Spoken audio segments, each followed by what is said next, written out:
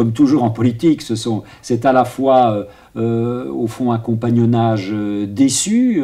En effet, n'oubliez pas que Martine Aubry a été battue dans la primaire par François Hollande. C'était inattendu. Certains observateurs étaient persuadés que Martine Aubry allait l'emporter. Eh bien non, ça n'a pas été le cas. Ça laisse certainement des traces, mais au-delà de ce conflit qui est un conflit personnel, un conflit de style aussi, hein, personnel, il y a un conflit qui est un conflit politique, on le voit bien, sur de multiples dossiers économiques, sociaux, de politique régalienne. Martine Aubry n'est à peu près d'accord sur rien avec le président de la République et son Premier ministre. En 2011, il y a eu des élections primaires au sein du Parti socialiste, les fameuses primaires citoyennes, et qu'à cette époque, Martine Aubry, qui était chef de parti, a été battue par l'outsider, qui était François Hollande. Cela laisse des traces, et des traces profondes. Et il y a eu une certaine humiliation de la chef de parti, qui était Martine Aubry, à cette époque.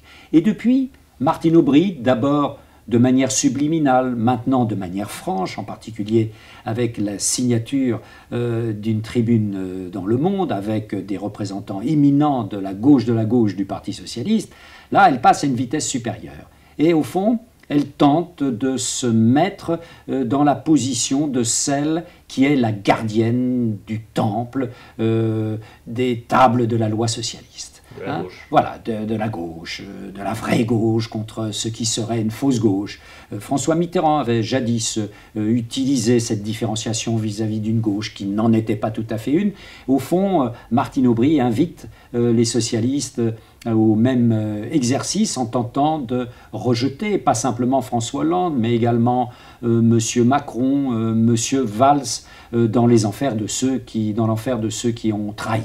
On voit bien comment la maire de Lille, qui cherchait un peu sa vocation politique, est en train peut-être de la trouver. Mais elle trouve cette vocation en quittant le centre de gravité du Parti socialiste. Elle devient peu à peu plutôt l'égérie des frondeurs.